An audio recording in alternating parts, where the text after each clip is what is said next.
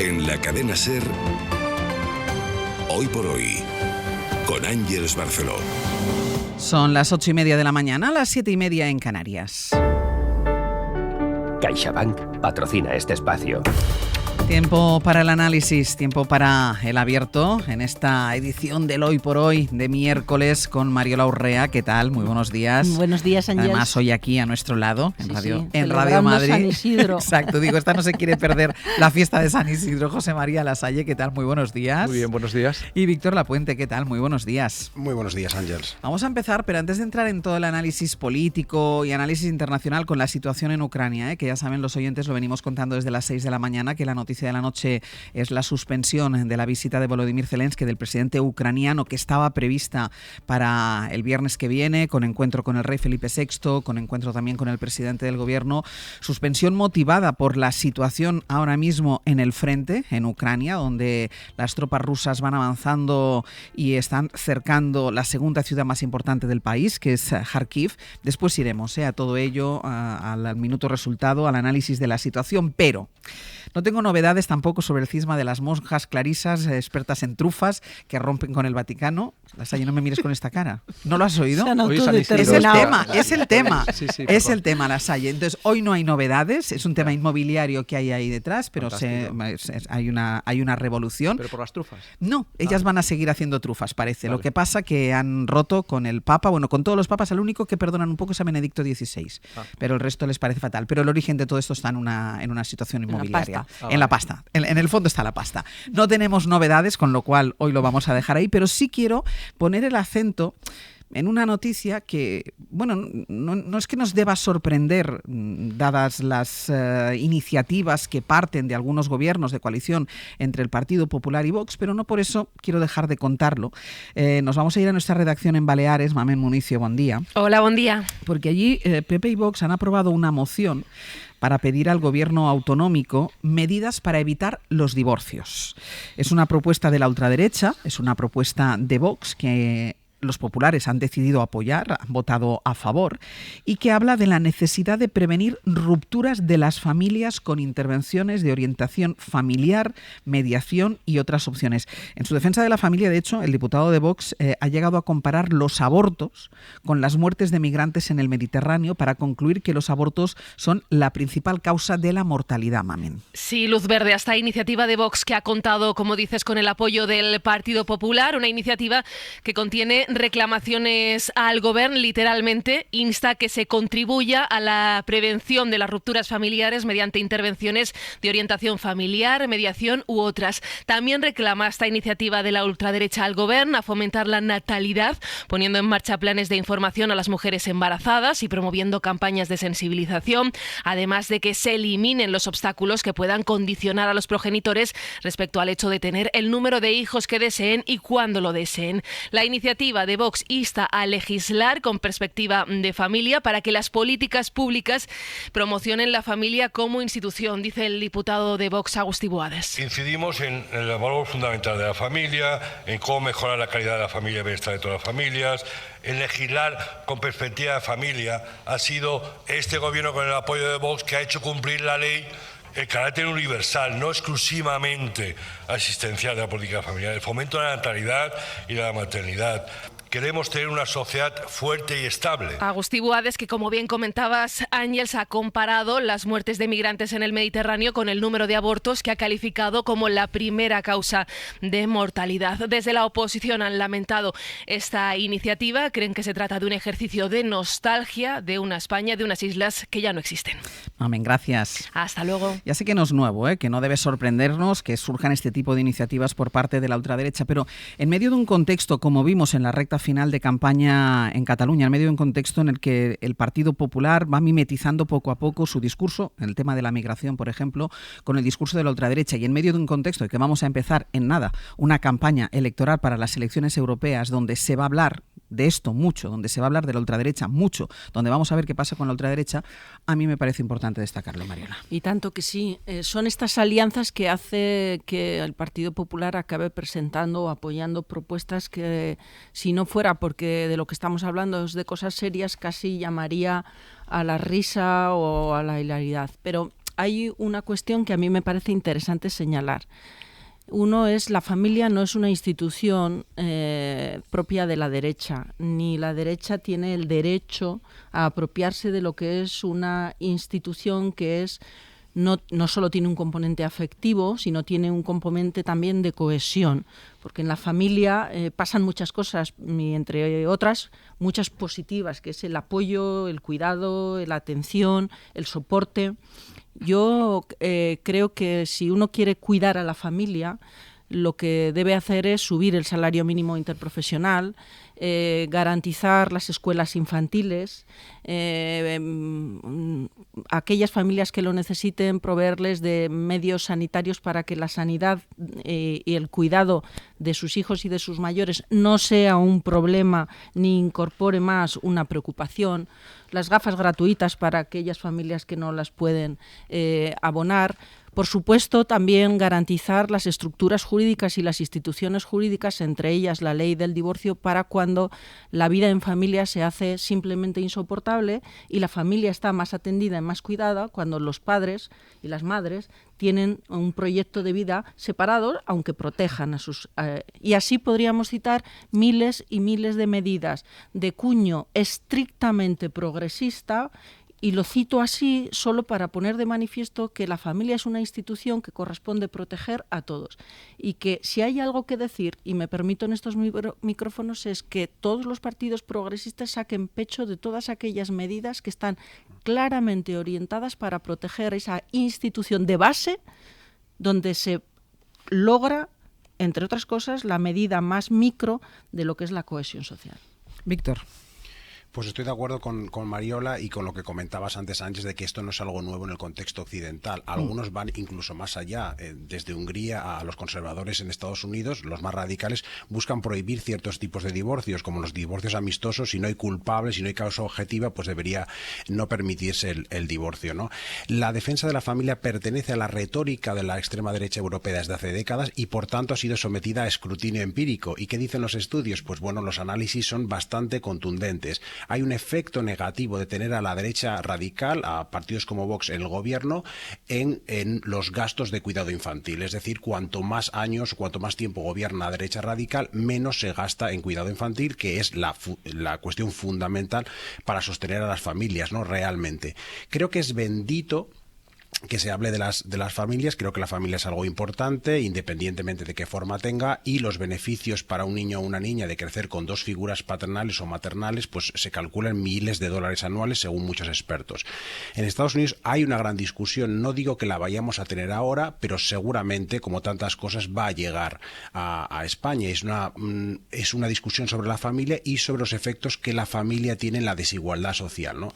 Los expertos en Estados Unidos se han dado cuenta de que mientras apenas un 5% de los niños en los años 60 crecían en hogares con un solo padre o una sola madre, esos porcentajes se han disparado, pero no para todos por igual. En las familias pues con renta alta, las familias con estudios universitarios, pues bueno, o bien hay custodia compartida, o bien hay un padre y una madre, o dos padres o dos madres, y de alguna manera los niños salen adelante, pero se ha disparado las familias monoparentales, sobre todo en familias, en mujeres, sobre todo porque son mujeres con ingresos bajos, y eso tiene un efecto tremendo sobre la desigualdad. Por tanto, es lógico que haya una discusión, pero es una discusión que se tiene que hacer con datos, y la derecha y la ultraderecha lo que no quiere hacer son datos, y lo que quiere hacer es enviar señales de que ellos defienden la familia antes de las elecciones europeas, cuando hay que decirles que esto no es así, que más bien es al contrario, ¿no? Lasalle. No puedo estar más de acuerdo ni con Mariola ni con Víctor, ¿no? La verdad es que efectivamente el fenómeno de debate sobre el futuro de la familia es algo que está calando en el seno de los análisis, sobre todo de economistas aplicados a los modelos de escala, donde la familia es un elemento básico de configuración de las sociedades occidentales, y los problemas en Estados Unidos son los que destacaba Víctor, y hay un debate muy profundo que trasciende al debate de la alt-right y de los sectores más conservadores del Partido Republicano. Pero es que yo creo que esta no es la cuestión que están poniendo sobre la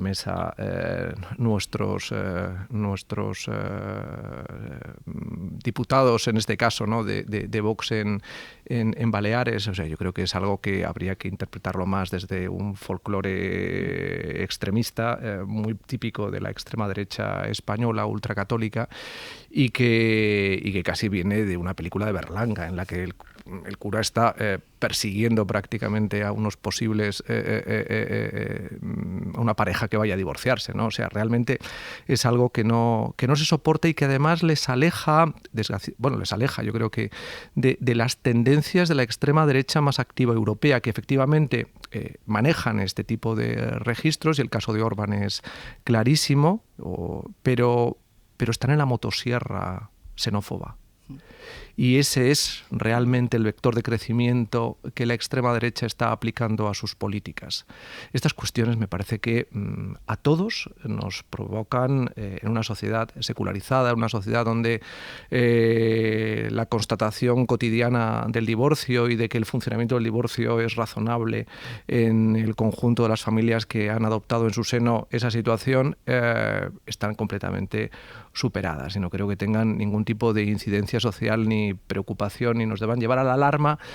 Sí, la motosierra xenófoba, que desgraciadamente va a ir escalando enteros en los próximos años. No sé si con un fuerte mimetismo de la extrema derecha en España, pero va a ser hacia lo que apunta, ¿no? Y lo sucedido en Cataluña con Alianza Catalana es el indicador de hacia dónde van realmente las posiciones más inquietantes de la extrema derecha europea, ¿no? No nos deben llevar a la alarma, pero yo creo que sí lo hacía Mariola, poner en valor las medidas que se adopten, porque es que estaba recordando mientras te estaba escuchando, cuando ponías las medidas o que ya están puestas en marcha o que habría que poner para facilitar la vida en familia, sea el modelo de familia que sea, estaba recordando unos datos, no soy capaz de ponerlos en pie porque no tengo tanta memoria como para recordar el porcentaje de familias, de parejas separadas que tienen que vivir en la misma casa porque no pueden, al separarse, no pueden cada uno pagar o un alquiler o la compra de una casa. Sí, yo creo que ahí está la clave, ¿no? Mira, me gusta esa aproximación que hacía José María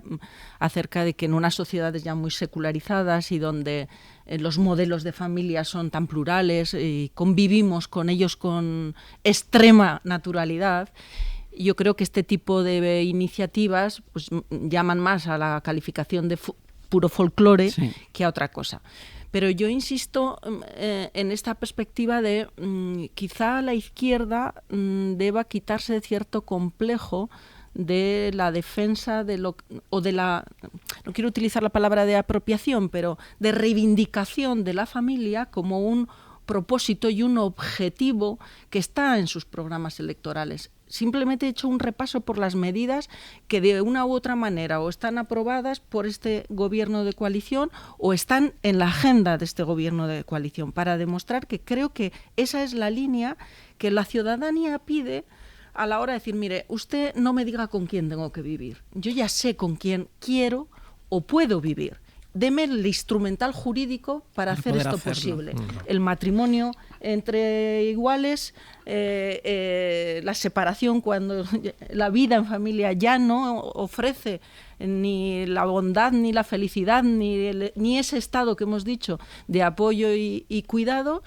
Y a continuación, además, deme el instrumental de políticas públicas para que si yo quiero tener 5 hijos y soy una mujer sola frente al mundo, pueda convivir ese proyecto personal con un proyecto profesional que no me obliga a elegir uno u otro, y que, por supuesto, si soy un padre comprometido, pueda compatibilizar mi vida fuera de ese núcleo familiar con el cuidado y atención y el acompañamiento a mis hijos, y, por tanto, deme el instrumental jurídico y haga como poder público lo que esté en sus manos para remover los obstáculos y para que la vida en familia sea una vida en familia digna para todos, con las infraestructuras que necesitamos para vivir con quien queremos o dejar de vivir con quien ya no queremos, y por supuesto también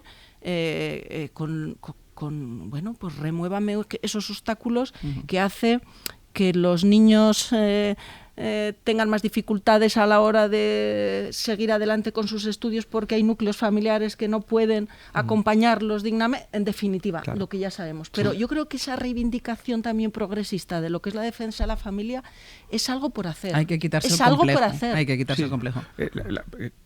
La familia ha evolucionado, ha experimentado cambios en las últimas décadas que constatan que tiene un desarrollo diferente a lo que tradicionalmente marcaba el contexto de la familia.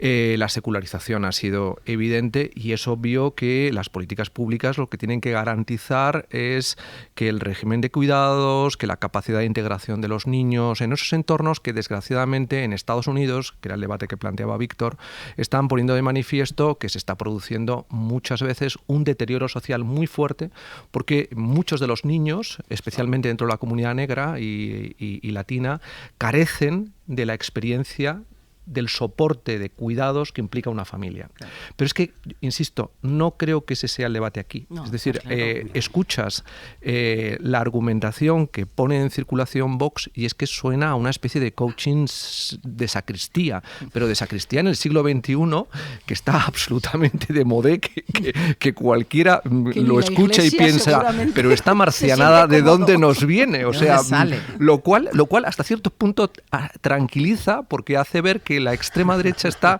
en estas cosas que, siendo inquietantes en muchos aspectos, sin embargo no les lleva a las otras, que más tarde o más temprano les llevará porque la competencia electoral que van a tener que sufrir... Es que en esta competencia electoral a nivel interno está marcianada la apoya al Partido Popular. Bueno, pero... sí, o sea, pero está marcianada la apoya al Partido Popular. Víctor, no sé si querías añadir algo. Sí, lo mismo, ¿no? Es decir, es verdad que Estados Unidos está en una situación muy diferente y me ha gustado mucho el concepto de José María de la protesta folclórica o la propuesta folclórica que tiene Vox aquí. Pero sí que podemos aprender alguna cosa de Estados Unidos en línea con lo que comentaba Mariola. Es decir, ahí la izquierda está empezando lentamente a coger la bandera de la familia porque se han dado cuenta de los efectos pues tremendos que tiene una desestructuración familiar en contextos de bajos ingresos sobre las posibilidades de desarrollo, de estudio de los niños y niñas, ¿no?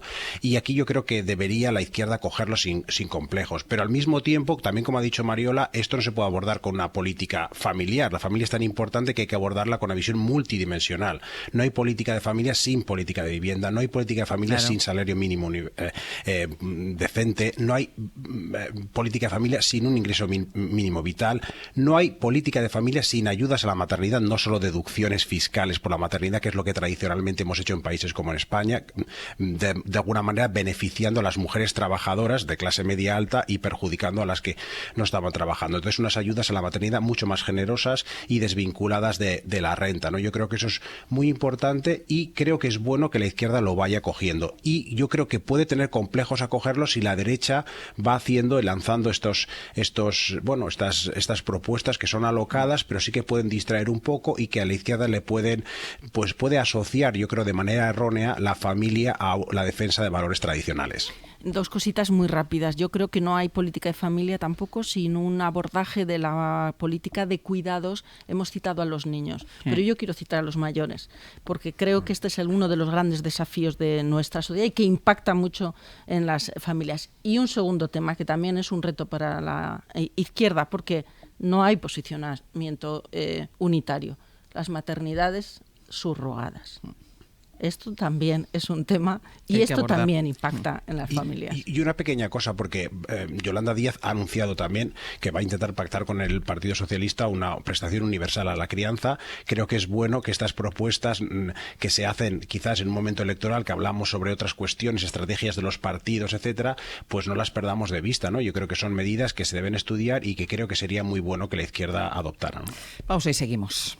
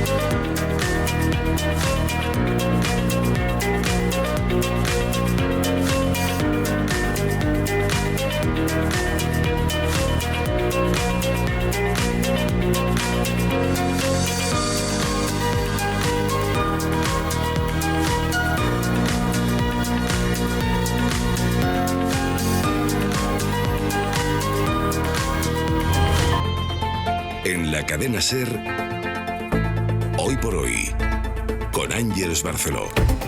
8:52 minutos de la mañana, 7:52 en Canarias, en el abierto Víctor Lapuente, Mariola Orre, José María Lasalle. Saludamos también a Mariela Rubio. Buenos días. Hola de nuevo, Ángeles. Hay un cierto desacuerdo en el seno del Partido Popular entre algunos varones y el presidente del partido sobre si el resultado de las elecciones en Cataluña del domingo pasado demuestran que el procés ha acabado. Recordemos que los independentistas no tienen mayoría y que nunca había habido tanta distancia entre el Partido Socialista, entre el ganador de las elecciones, y el segundo, que es Junts per Catalunya, partido independentista. Escuchamos ayer a Alejandro Fernández cuando entraba en la ejecutiva, candidato del Partido Popular en Cataluña, cuando entraba en la ejecutiva, diciendo que esto demostraba que el procés había acabado, pero que después tuvo que rectificar, claro, cuando el presidente del partido dijo que el procés seguía vivo. Y lo que parece, Mariela, es que Génova ha querido recentrar la estrategia, que pasa por seguir alimentando que Pedro Sánchez necesita el procés para sus intereses políticos. Sí, y el PP terminaba revelando paradójicamente que también ellos necesitan hablar de un procés vivo para sus objetivos. Ayer, a las puertas de Génova, como decías,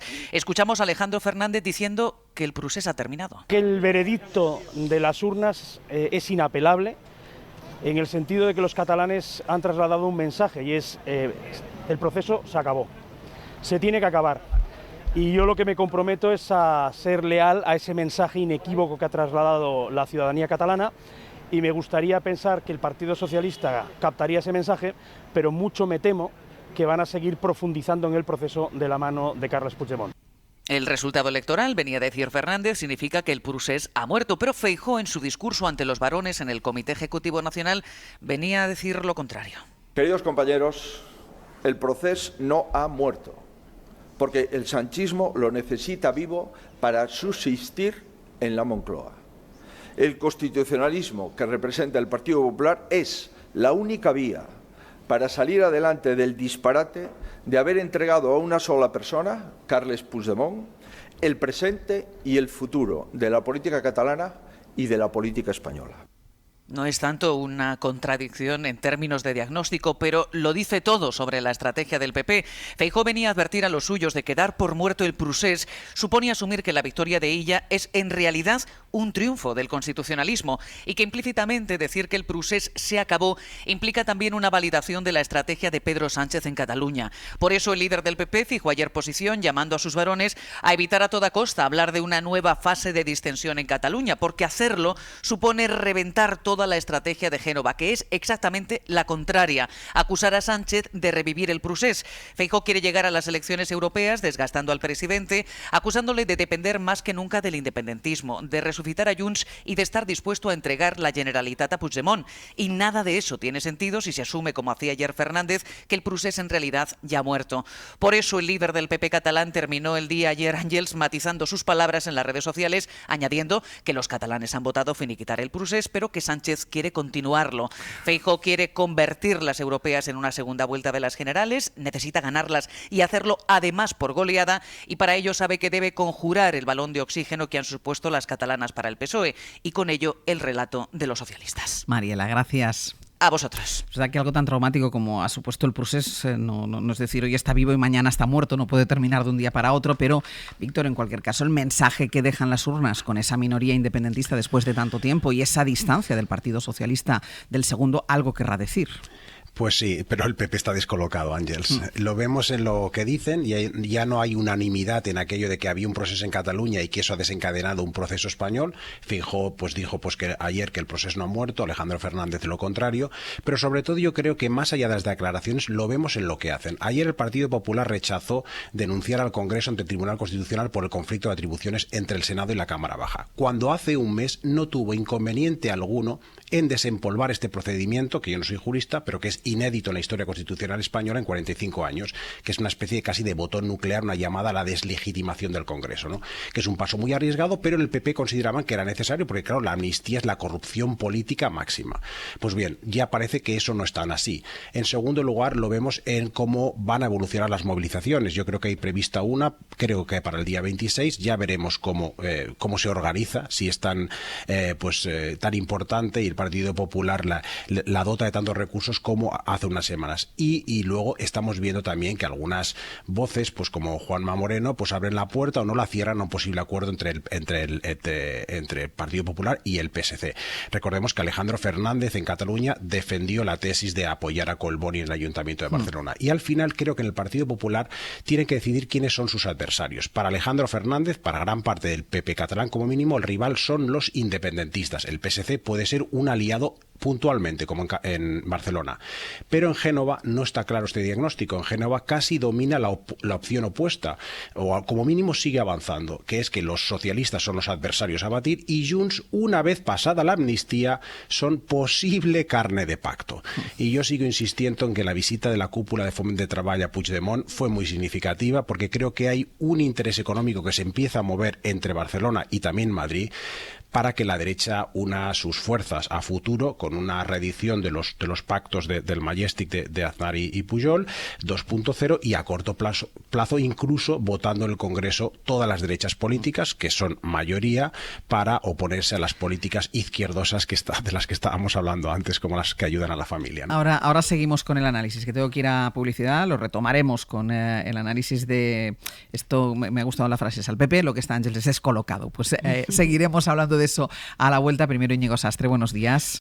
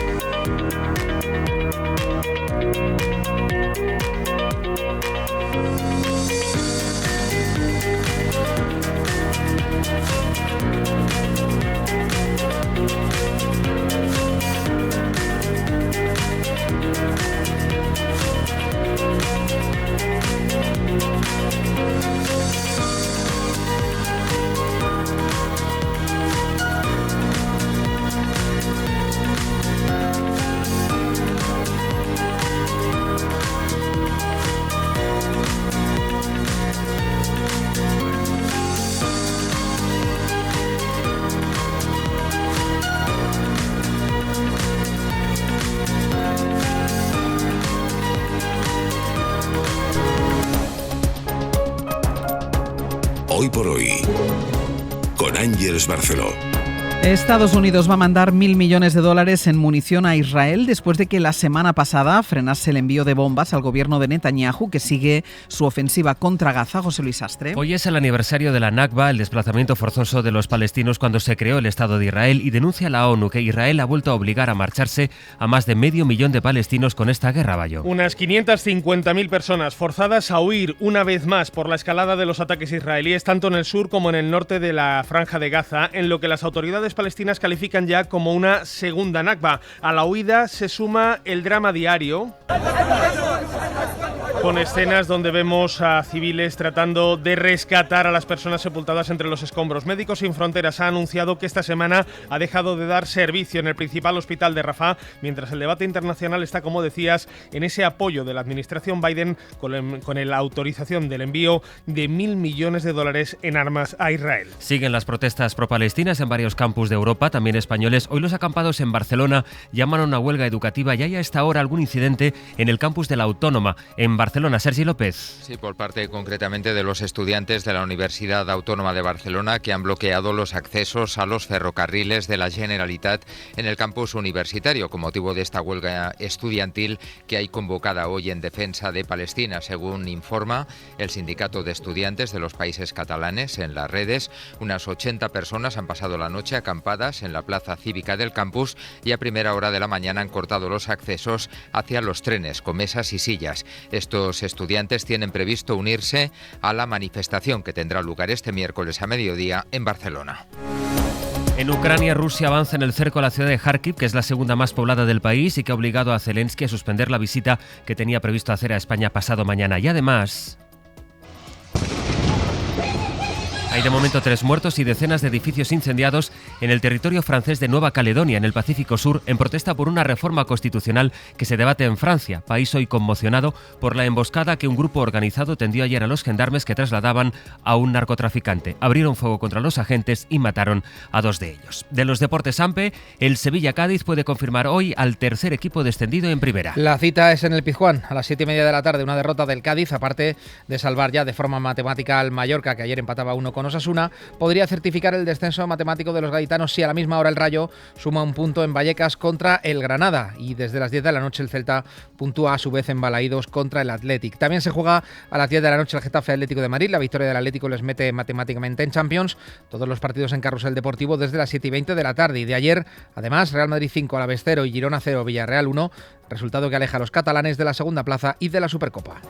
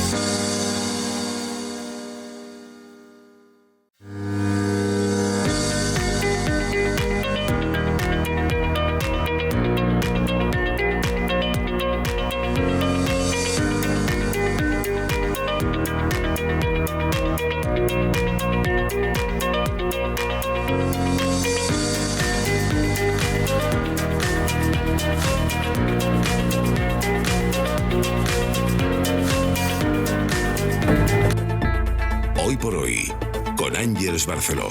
9:07 de la mañana, 8:07 en Canarias, en el Abierto Víctor Lapuente, Mariola Urré, José María Lasalle. Lo retomamos donde lo habíamos dejado, en esa diferencia de criterios que hay en el Partido Popular entre algunos varones, entre ellos, aunque después matizó, entre ellos el candidato del Partido Popular en las elecciones catalanas y el presidente del partido, sobre si los resultados del domingo en las elecciones en Cataluña son una muestra de que el procés ha terminado o no. Y la lectura que hacía Víctor, después más desarrollada, evidentemente, pero la lectura, Lasalle, era que el PP está descolocado.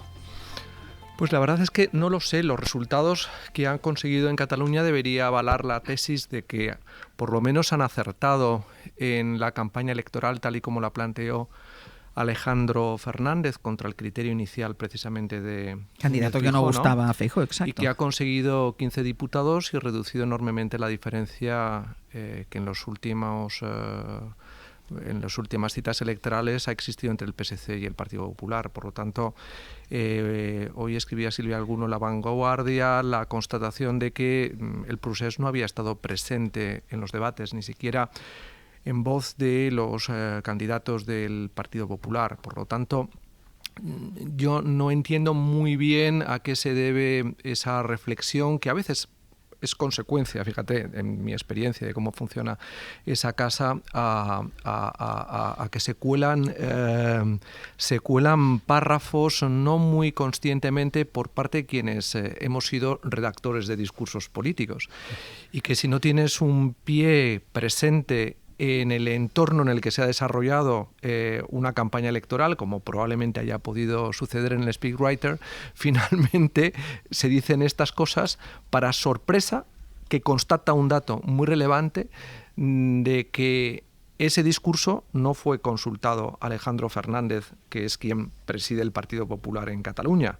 Por lo tanto, si le sorprende a él esa reflexión, es porque esa reflexión no estaba en las conversaciones. ¿A dónde quiero ir con todo esto? A que evidentemente los hechos no acompañan esa manifestación del Comité Ejecutivo. Y los hechos relevantes son lo que sucedió y está sucediendo en el Senado, al retirar el conflicto institucional con el Congreso, al suspender, no sabemos para cuándo, la presentación del recurso ante el Tribunal Constitucional, y sobre todo no olvidemos que quien va a encabezar la candidatura del Partido Popular a las elecciones europeas es Dolors Montserrat, que precisamente está muy alineada con las tesis más moderadas y centradas del partido. Ha sido la jefa de campaña. Y que en la campaña electoral ha sido quien ha coordinado las reflexiones del Partido Popular, que incluso el líder del PP nacional ha puesto en circulación en Cataluña. Yo de verdad le quitaría importancia a esto, y es más probablemente el producto desafortunado de un gazapo discursivo, porque es que no veo dónde realmente hay anclaje para ubicar una reflexión que acompañe de manera fáctica lo que ha hecho el Partido Popular y ha dicho durante toda la campaña. Bueno, el anclaje, Lasalle, puede ser que al Partido Popular o a Alberto Núñez Feijóo le interesa mantener vivo el fantasma del procés. Pero fíjate, no le interesa en la medida en que las elecciones catalanas han puesto de manifiesto que el procés ha colapsado emocionalmente en Cataluña y no tiene ya capacidad de arrastre. Primero, porque una parte importante del electorado independentista se ha quedado en casa, y en segundo lugar, porque el movilizado ha sido claramente contrario a seguir gestionando en el debate cotidiano de Cataluña este asunto. A Esquerra Republicana le han dado un batacazo, fundamentalmente porque no ha estado a las cosas de la gestión. Ha pretendido ser convergencia, entre comillas, la vieja convergencia, gobernando, y lo que ha hecho es un fiasco gestor. Y eso es lo que ha llevado a Esquerra Republicana a la situación política que padeció el domingo, ¿no? Entonces, por volver a la cuestión, el Partido Popular, si quiere llevar a Feijóo a ser presidente del gobierno, tiene que conseguir una mayoría suficiente. Y esa mayoría suficiente pasa por tener muchos más votos en Cataluña de los que ya ha tenido en unas elecciones catalanas. Y eso pasa también por una estrategia diferente, seguir profundizando en una estrategia donde con un cierto juego del palo y la zanahoria, entre comillas, le permita apostar por la zanahoria. Lo comentaba hace un momento Víctor. El resultado de Puigdemont es consecuencia de la implicación de la vieja convergencia dentro del PP, dentro de Junts.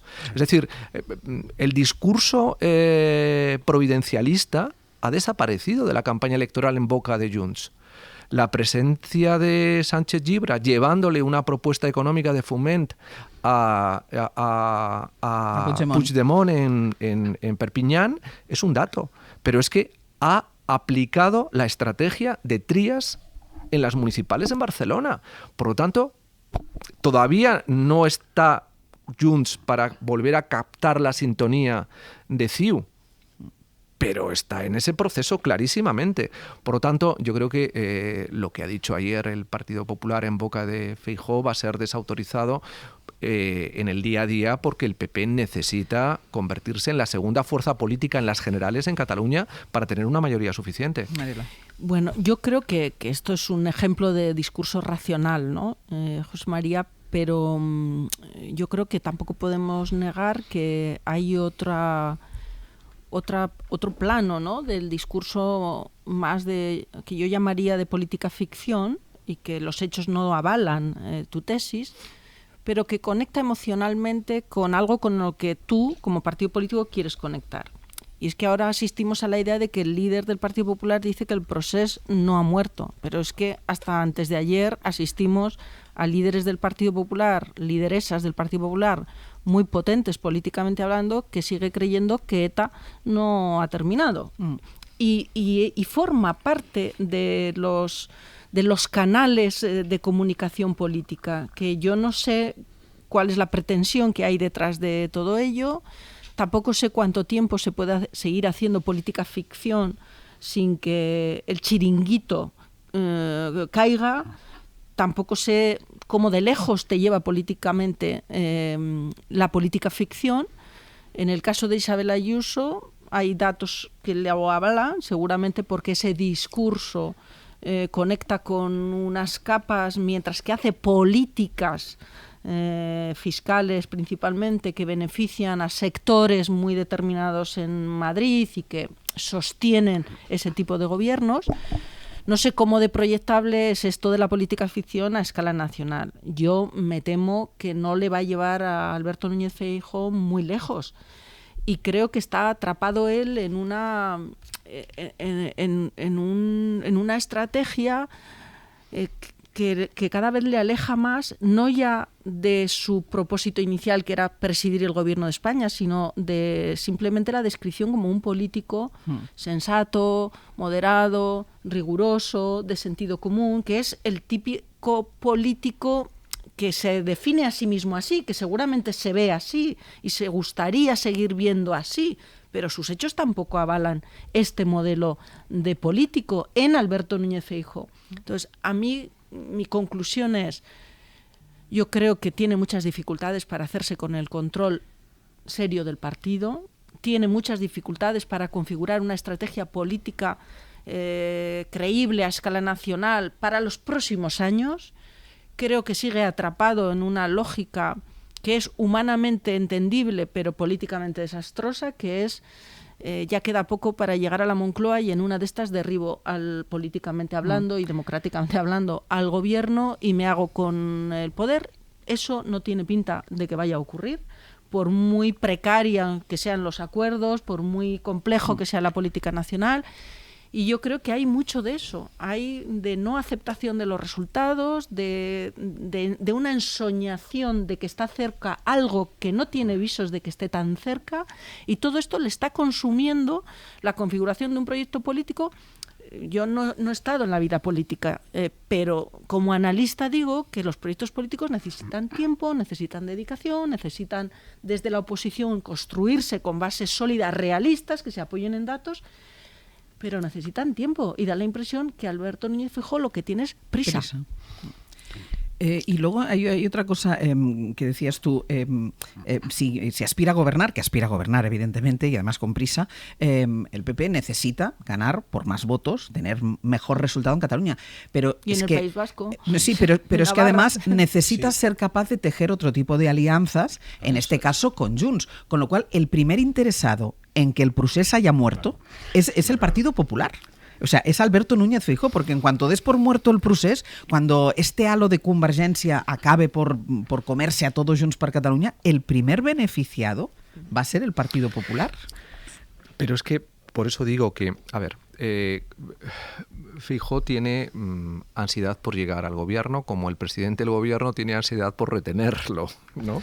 Es decir, estamos... no sé si es ansiedad, cuando ya lo tienes no sé si es Bueno, ansiedad. yo sí, cuando estás en el gobierno y ves que las circunstancias a veces no son tan propicias como uno espera y las posibilidades de prolongación del poder, y no hay que olvidar que este resultado electoral en Cataluña va a hacer a Salvador Illa presidente de la Generalitat seguro, pero por el camino va a complejizar claramente la evolución de la legislatura y particularmente la aprobación del presupuesto para el año 2025.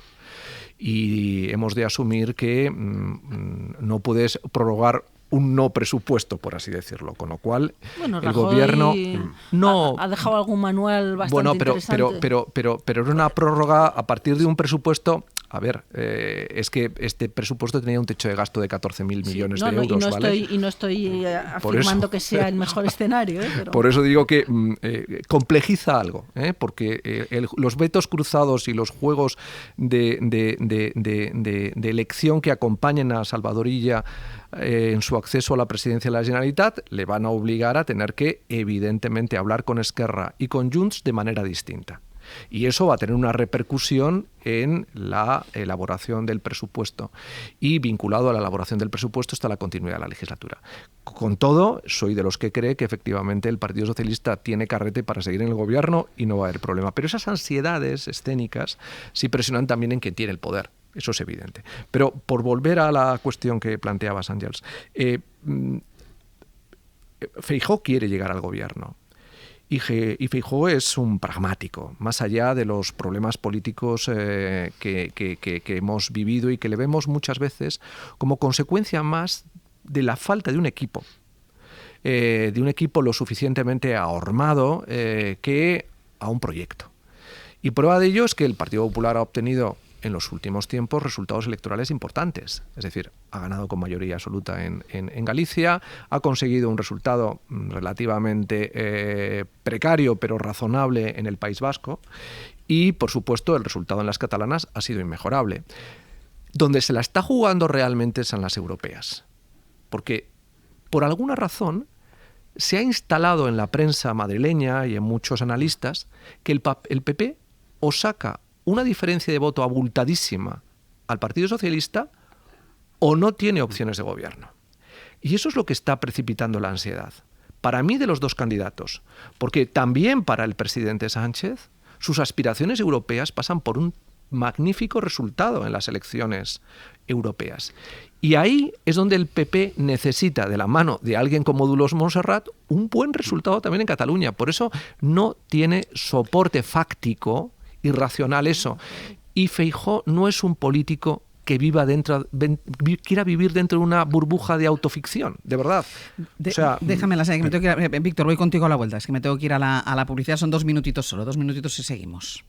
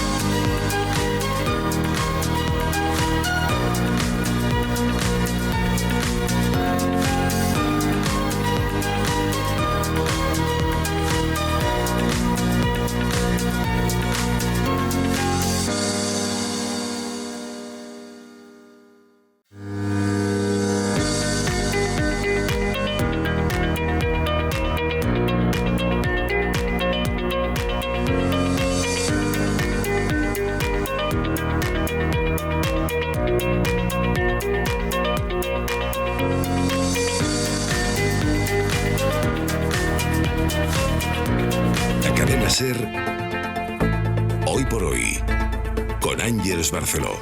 9:24 minutos de la mañana, 8:24 en Canarias. En el abierto, Víctor Lapuente, Mariola Orre, José María Lasalle debatiendo sobre las ansiedades para llegar hasta la presidencia del gobierno. Víctor, que pedías la palabra. Pues sí, estoy de acuerdo con las ansiedades que comentabais y lo que decía José María, ¿no? Y precisamente porque Feijóo es pragmático y sabe que las expectativas del desempeño del Partido Popular en las europeas son muy altas, debería concentrar las energías en construir una narrativa coherente, y ahora no es así. Ahora hay un despiste en el Partido Popular que creo que es atribuible a tres causas. En primer lugar, lo que llamaba José María acertadamente la cuestión discursiva, ¿no? No hay quizás un equipo para armar un discurso sólido, quizás falta la enjundia argumental de José María y su verbo profundo y lírico a la vez, pero aparte de eso, ¿no? Yo creo que es cierto que hay un problema de discurso. En segundo lugar, hay un problema de experiencia personal. Creo que Alejandro Fernández conoce mejor la realidad catalana, porque es buen político, pero seguramente porque sabe más por viejo que por diablo, y conoce muy bien cómo están las cosas, conoce la pulsión de la sociedad y sabe que el procés está efectivamente muerto y que hay que avanzar, ¿no? Y en tercer lugar, por el resultado de las elecciones catalanas. Es verdad que, como comentabais, es un gran resultado para el Partido Popular individualmente, pero el resultado en global yo creo que le ha pillado al Partido Popular con el pie cambiado, porque tenía esa tesis inicial, que es que el PSC, consiguiendo una victoria más o menos ajustada con Junts, o perdiendo por poquito o ganando por poquito Junts, iba a entregar la Generalitat a Puigdemont. No había ninguna duda. Pues bien, porque la cuestión era que el Partido Socialista en Cataluña pues se sometería a las ansias, en este caso, de Pedro Sánchez de permanecer en la Moncloa. Entonces, para sostener el gobierno en Madrid, sacrificarían a ella. Pues bien, esto ni ha sucedido ni tiene visos de suceder, con lo cual se ha derrumbado esa teoría del Partido Popular, y yo creo que esa es una lección muy importante de estas elecciones que la derecha no ha asumido. Por otra parte, la izquierda también temía que Esquerra Republicana se abrazara a Junts en una reedición del pacto entre soberanistas, ¿no? Porque los independentistas siempre han tenido mayoría y tampoco parece factible, ¿no?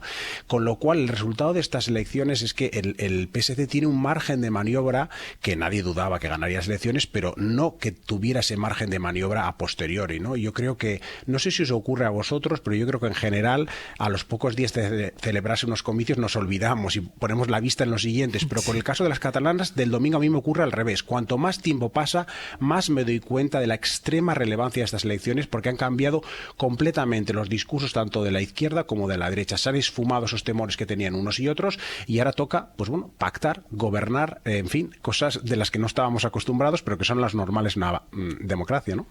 Mira, me parece muy interesante este apunte de Víctor de la relevancia de estas elecciones y de lo que ocurre en Cataluña, ¿no?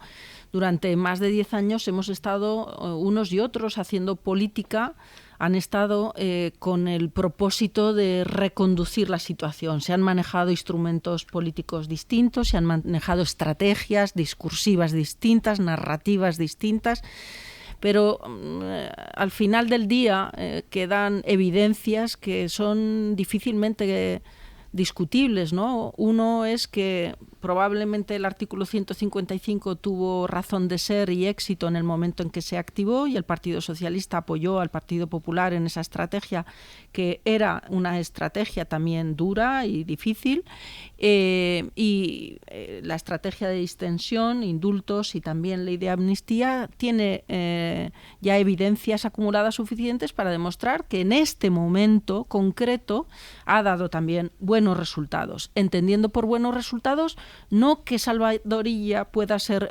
presidente, sino buenos resultados en el sentido de que hoy el discurso político en Cataluña es cómo mejorar el autogobierno, cómo hacer que las políticas públicas sean mejores, cómo recuperar el tiempo perdido, cómo los catalanes tienen y las catalanas derecho a la mejor sanidad, mejor que la que tienen, y así podríamos ir. En definitiva, un poco el argumentario que ha estado presente en los debates y en los discursos catalanes, ¿no? Por tanto, el procés ha muerto. Había muerto ya, si somos sensatos. Y si somos un poco generosos en el análisis, había muerto ya. Esquerra Republicana había hecho un giro ya. Junts le había costado más, pero en cierta medida los acuerdos de gobernabilidad en Madrid ya demostraban que estaban dispuestos a hacer política y, por tanto, que estaban dispuestos a hacer política con el perímetro jurídico, político y económico que tenemos vigente, con las reglas vigentes, sin negar la aspiración suya, que eso es constitucionalmente admisible y no hay políticamente ningún problema, de la independencia. Pero el proceso entendido como un proceso de búsqueda de la independencia unilateral y por cualquier vía, incluso la confrontación jurídica, pues obviamente eso está superado. ¿Cómo gestionar ahora estos resultados? Yo creo que es el gran reto político. Y la pregunta es, ¿el PP dónde quiere estar? ¿Quiere estar donde estuvo el Partido Socialista con el 155, apoyando a que en aquel momento consideró que ese instrumental era útil para aquel momento? Y ahora el Partido Popular, ¿dónde quiere estar? Quiere estar apoyando a los que tienen margen para la gobernabilidad. Y desde una posición útil también se consiguen grandes éxitos y fortalecer ese proyecto a futuro que sea sostenible para acceder al gobierno, ¿no? Y una última cuestión. Yo estoy dispuesta a creer en el sentido literal de la palabra. No tengo ninguna prueba, pero tengo fe en que lo que decís de este señor Alberto Núñez Feijóo como un señor pragmático, como un señor sensato, como un señor de sentido común, como un señor moderado, como un señor incluso diré inteligente políticamente hablando, estoy dispuesta a creer eso. Pero yo honestamente los hechos que recabo no me llevan a esa conclusión. Me llevan a un señor errático, políticamente hablando, me llevan a un político exitoso en el ámbito autonómico, le desborda el ámbito nacional, con serias lagunas en términos de política económica internacional para demostrar que tiene competencias suficientes para poner el gobierno de la nación a su cargo. Y hablabais de los equipos. Yo creo que un líder tiene el equipo que quiere. Evidentemente. Y si él quiere ese equipillo, pues es que con eso tendrá que hacer el cesto. Y si el cesto no le da, porque el equipillo es así de chiquitín, pues esto es lo que hay. Entonces yo creo que sublimar los líderes, pensando en lo que nos gustaría que fueran, votemos o no votemos al Partido Popular, porque es que yo también quiero un líder del Partido Popular potente. Yo quiero un líder que si gana las elecciones vaya a gestionar las cosas y sepa un poquito de cómo funciona el mundo. Y a veces caemos en la tentación de sublimar. Y es que, pero por sus hechos lo conoceréis. Mira, dos cosas todavía relacionadas con las elecciones catalanas. La primera, estábamos hablando ahora mismo del Partido Popular, que lo que quiere, o al menos es lo que está demostrando en estas últimas horas, es prolongar el procés en la conversación. El Partido Socialista, evidentemente, pretende todo lo contrario. Ya están mirando, los dos están mirando ya las elecciones europeas y ahí se justifican o se entienden los discursos. El Partido Socialista mirando las europeas del mes que viene y quiere hablar sobre todo en esa clave, quiere poner el foco ahí y quiere hablar en clave ya de elecciones europeas, aunque por el camino se van a encontrar con la comparecencia por la que el Partido Popular pide explicaciones a Sánchez. Guillermo Lerma, buenos días. Hola de nuevo, Ángel. Y es la comparecencia para dar explicaciones sobre los negocios de su mujer. Eso es, un pleno que se va a convertir en el primer gran debate de la precampaña europea. Formalmente, Sánchez acude el miércoles al Congreso para explicar asuntos de la agenda internacional, pero también para responder a la petición que hizo el Partido Popular, que quiere aprovechar para preguntar también por los asuntos relacionados con la familia del presidente. Así que la sesión del miércoles que viene va a ser un buen reflejo de lo que se espera de la contienda electoral para el 9 de junio, con un PSOE tratando de centrar el debate en cuestiones europeas como el medio ambiente o el avance de los populismos, y una derecha poniendo el foco en asuntos de política nacional. Los socialistas cuentan con que el calendario electoral va a ir en paralelo a las negociaciones para formar un gobierno en Cataluña, pero esperan aprovechar el empujón que supone el resultado del domingo para remontar unas encuestas que hasta ahora no les eran muy favorables. En la Moncloa creen que las contradicciones en el discurso de los populares sobre el fin del procés demuestran el desconcierto en Génova y que quien realmente necesita que siga vivo es el Partido Popular. Lo decía ayer Pilar Alegría, portavoz del Gobierno. Yo lo primero que le convendría es que se aclaren. Lo digo porque el señor Fernández, su candidato en Cataluña, o el propio presidente de la Junta de Andalucía han trasladado una opinión radicalmente distinta a la que hoy decía el señor Feijóo. Creo que la misma noche electoral el señor Fernández fue el que citó textualmente: el procés se acabó. Sin el procés no tienen nada, dicen en el Ejecutivo, donde sin tregua para digerir el resultado catalán pone en marcha ya la maquinaria para la próxima cita. Hoy presentan en Sevilla la candidatura de Teresa Rivera, que el sábado estará con Sánchez e Illa en Cataluña y el domingo con José Luis Rodríguez Zapatero en Cádiz. Así que Ferraz tira una vez más de los clásicos para intentar movilizar a un electorado, el socialista, normalmente perezoso cuando se abren las urnas a nivel comunitario. Guille, gracias. Hasta luego. Y luego están los cálculos y las propias negociaciones para la formación de un gobierno en Cataluña. Antes lo comentaba Lasalle, hablaba del batacazo de Esquerra Republicana, originado, decía él, seguramente por la gestión, porque es quien ha estado al frente del gobierno, primero con Junts, pero después en solitario. Y claro, después de ese batacazo lo que está pensando Esquerra es en recomponerse después de los resultados. Perdió 13 escaños. A la mañana siguiente, Pere Aragonès anunció ya su paso al lado para reconstruir el partido a partir de ahí, y quien ya se propone para reconstruir el partido es Oriol Junqueras, Radio Barcelona. Laura Pons, buen día. Hola, ¿qué tal? Buen día. Y se propone para reconstruir el partido en una carta que manda a la ciudadanía diciendo que él está dispuesto a asumir todo el liderazgo de Esquerra Republicana de Cataluña. Puigdemont, por su parte, sigue reclamando que tiene legitimidad para intentar ser presidente, para presentarse a la investidura, aunque las cuentas no dan. Ya decimos que los partidos independentistas han sacado peores resultados que nunca. Nadie se mueve, de momento, en estos primeros compases después de la noche electoral, nadie se mueve de su esquina. Y los socialistas, evidentemente, siguen reivindicando que ellos son los ganadores, que el ganador fue Salvador Illa. Sí, las negociaciones para la investidura serán lentas, no solo por el paréntesis de las elecciones europeas, también los independentistas necesitan tiempo, deben calcular bien los movimientos. Es una partida de ajedrez y a ellos tampoco les conviene una repetición electoral. El independentismo ya no suma, no tienen mayoría, y los líderes del procés, Puigdemont y Junqueras, ahora deben encajar los resultados. Esquerra mantiene que quiere liderar la oposición y presiona a Junts y PSC para que se pongan de acuerdo, una fórmula complicada si no hay renuncias por parte del líder de Junts. Puigdemont quiere ser investido por mayoría simple, con la abstención del PSC, algo que los socialistas descartan. Y también lo hacen desde Esquerra. Dicen que no participarán en operaciones que necesitan el acuerdo de Junts y el PSC. Los socialistas insisten, no hay alternativa posible a la candidatura de Salvador Illa. Veremos si los independentistas tienen o no incentivos para facilitar esta investidura de Salvador Illa. De momento, negociaciones en stand-by, pero acabamos de confirmar, Àngels, que Puigdemont ha convocado para mañana la primera reunión del grupo parlamentario en Perpinyà, en Francia, encuentro en el que se decidirán los pasos y la estrategia de Junts después de estas elecciones. Laura, gracias. A vosotros. Claro, ya antes de las elecciones, ya con las encuestas previas, ya se podía vaticinar que Esquerra Republicana iba a ser la llave, fuera cual fuera el resultado, si sumaban los independentistas o si la victoria holgada era para los socialistas. Claro, quizá lo que no contábamos, y ellos sobre todo no contaban, era una Esquerra Republicana tan noqueada, con lo cual es un elemento que es importante para la negociación. La Esquerra Republicana que sale de estas elecciones y que tiene que negociar con unos o con otros, Lasalle. Y que no puede ir a unas nuevas elecciones, porque un escenario sería la muerte. Un escenario de bloqueo perjudicaría a todos menos el PSC.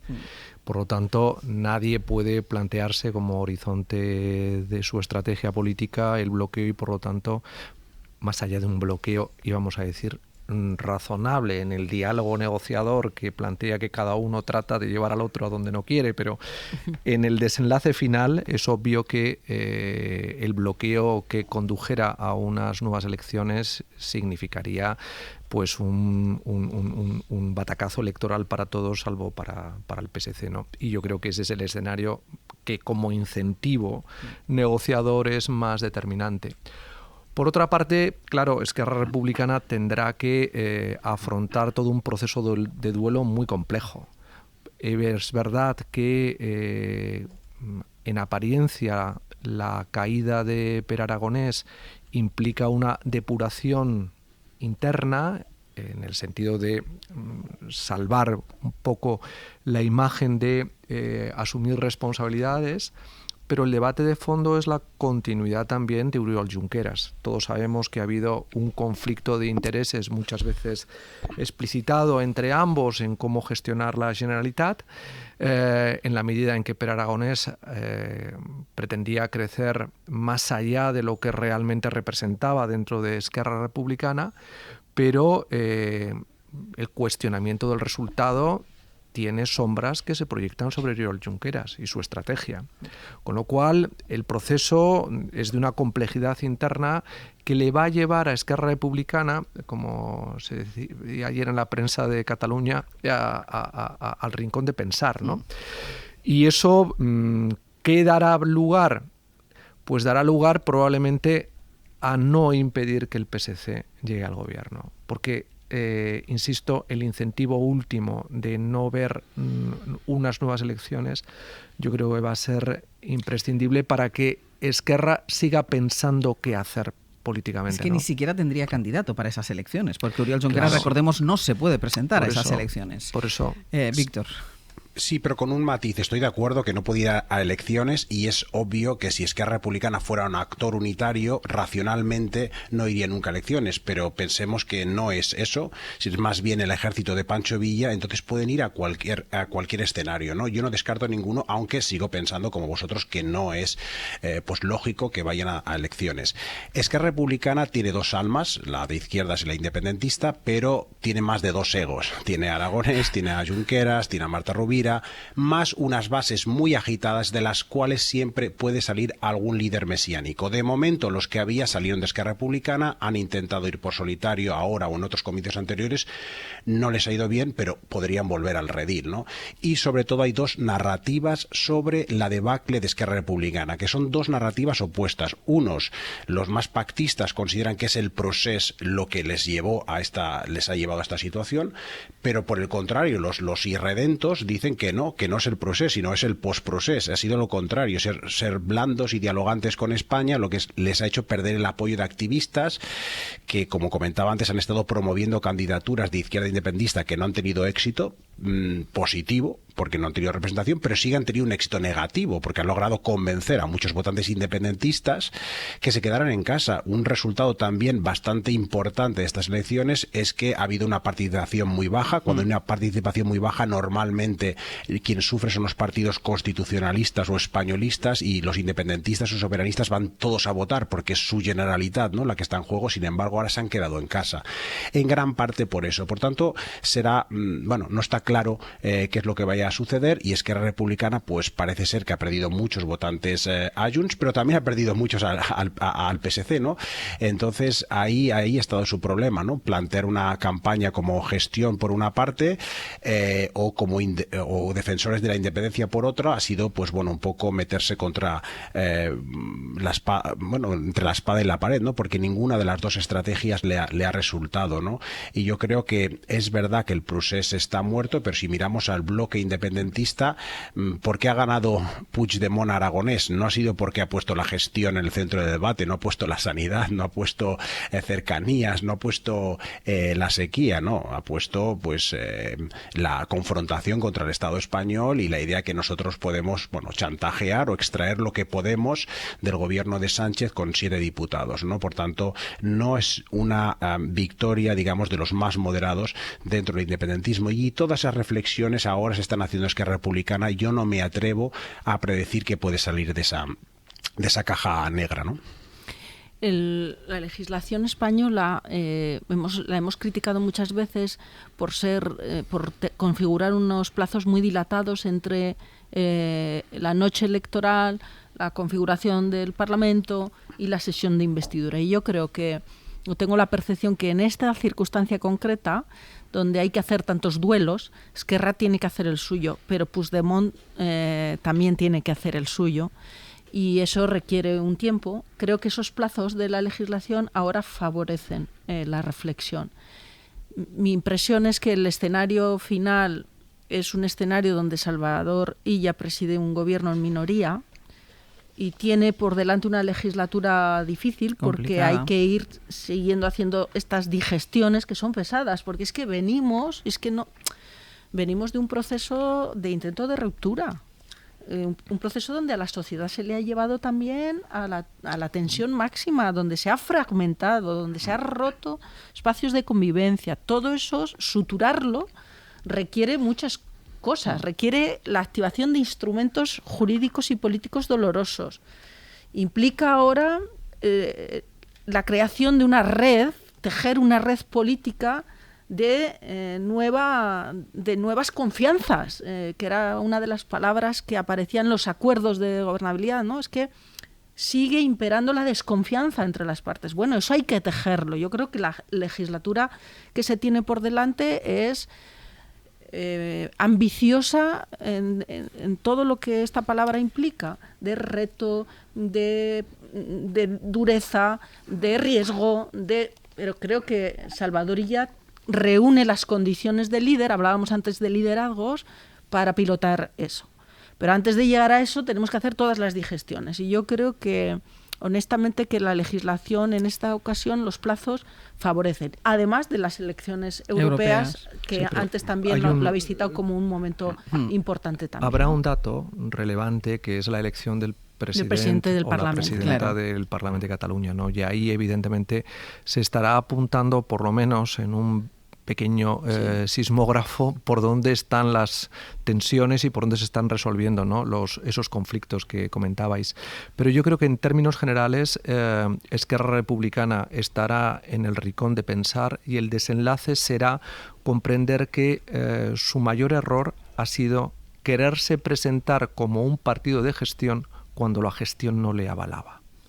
Y ese es un error estratégico del que ha sido responsable directamente Per Aragonés, a lo mejor puede serlo también Oriol Junqueras, pero lo que está claro es que los resultados electorales de fondo ponen de manifiesto que Esquerra Republicana, por muy enloquecida que esté su base electoral, que creo que no lo está, a la vista de cómo ha ido funcionando el día a día de esta formación política estos últimos años, pensará que su futuro es ser una izquierda soberanista que reclame políticas de izquierda a un Salvador Illa como presidente de la Generalitat. Y creo que eso sería lo más razonable para reconstruir lo que también se ha vuelto a poner de manifiesto, que en Cataluña siempre hay un conflicto de clase entre los poderosos de Convergent y los menestrales, entre comillas, de Esquerra Republicana. Y después hay otra cosa, Lasalle, que eso sería lo más inteligente, empezar a reconstruirse desde la oposición, habiendo apoyado a ella, porque si esto se produce, es decir, si ella acaba siendo presidente de la Generalitat y Esquerra Republicana está en la oposición, a Junts le queda una travesía también importante en cuanto desaparezca el liderazgo de Carles Puigdemont. Es decir, que, digamos, quien son sus rivales directos en materia nacionalista e independentista también tienen lo suyo.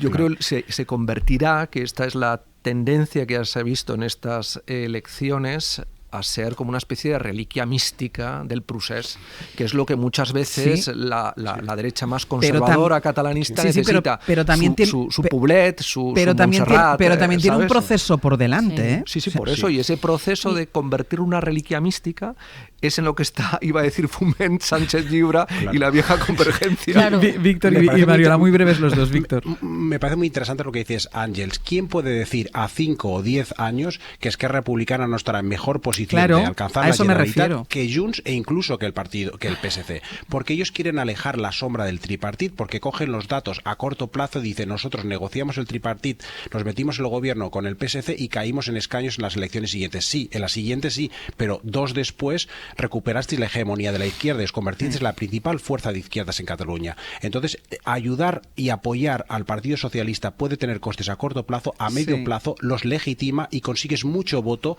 de, por ejemplo, cinturón rojo de socialista, etcétera, que fue hacia Esquerra Republicana y que lo ha recuperado Esquerra Republicana, que ahora lo ha perdido temporalmente, pero podría volver a retenerlo, ¿no? Mira, en la guerra yo creo que el resultado final siempre es de vencedores y vencidos, pero la política, que es la manera sofisticada de conducir el conflicto, yo creo que logra sus cotas más sofisticadas de acción cuando consigue que nadie se sienta especialmente derrotado. Y creo que el reto de la política catalana es cómo hacer que ese presidente en el exilio se convierta en una reliquia lo suficientemente bien tratada como para que su ego esté dispuesto a hacer el duelo que tiene que hacer, que Oriol Junqueras entienda que su paso por la cárcel tuvo alguna diferencia respecto a la huida en un coche a otro país, y que coser y tejer todo eso, yo creo que es el punto donde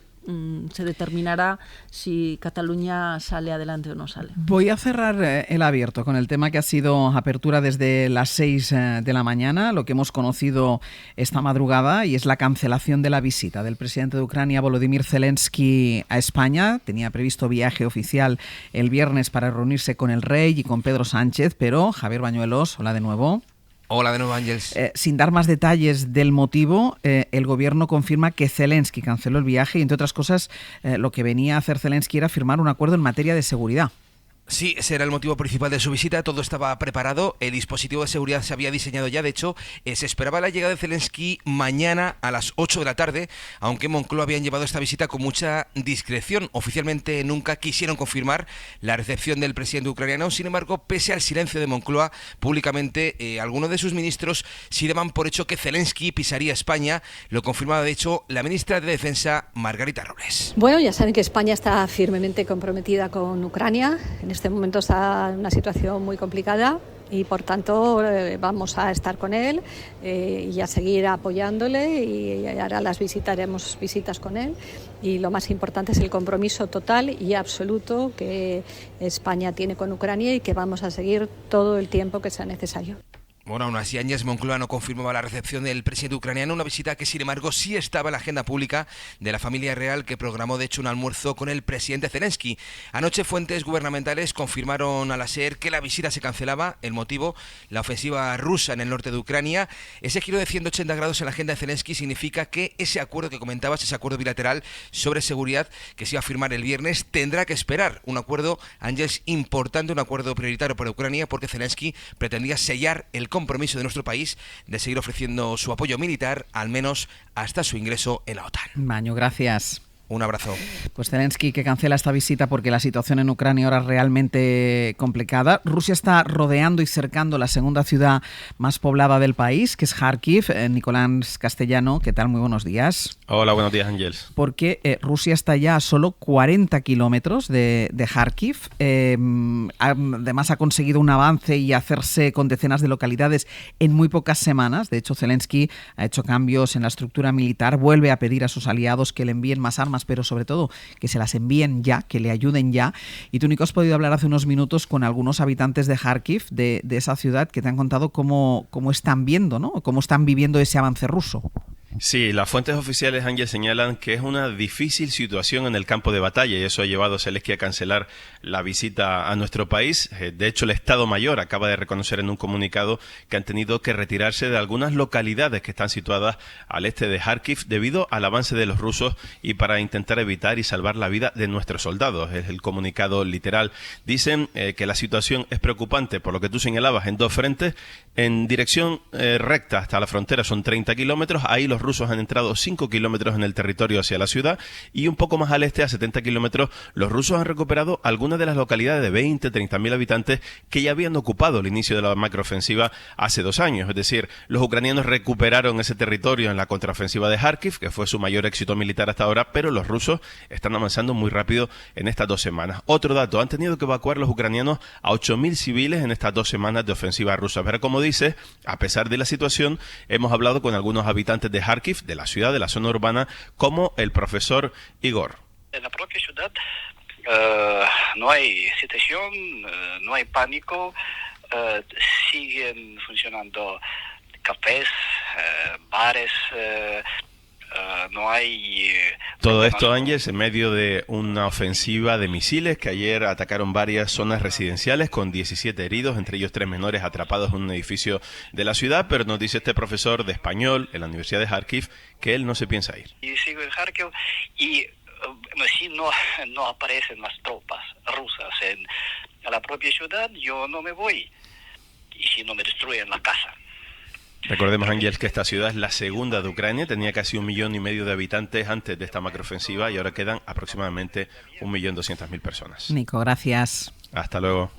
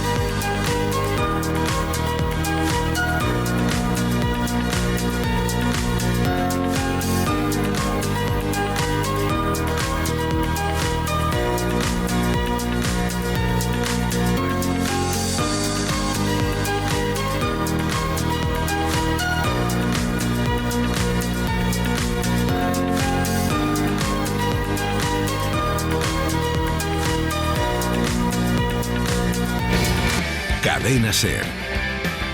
100 años de radio.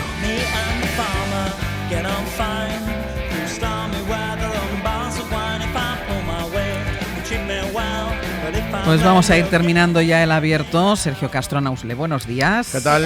Y empezamos la segunda parte del programa. Venga, vamos a por el miércoles. Vamos a hacerlo con la sección más pensante de este programa después del abierto, con el Rincón y la Esquina. Hoy Marta Sanz y Manuel Delgado nos proponen hablar sobre las sombras. Y por esa razón les convocamos ya a todos ustedes en el 900 100 800. Queremos que nos cuenten historias de sombras. ¿Cuáles son las mejores sombras o bajo qué sombras mejores han estado? ¿Cuáles son las que nos acechan, las que nos cobijan, nos resguardan, las que nos impresionan, las que nos anulan o eclipsan? Porque hay sombras que nos acaban reduciendo a la nada. A la sombra de alguien o de algo. Desastre contigo. Bueno. Claro.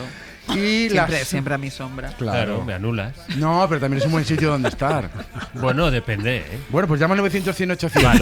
Vale. Historias de sombras hoy. Mejor mi sombra que otra sombra. También te lo digo yo. Y tú también me lo dices. Uy, y luego la que tiene cada uno. Eso. Vamos. Acuérdate, la que tiene cada uno, que puede tener muchas sombras. Sastre, y que no sea la las tuya. Las tiene. Sastre tiene sus sombras, ¿eh? Claro. No todo es luz, ¿eh?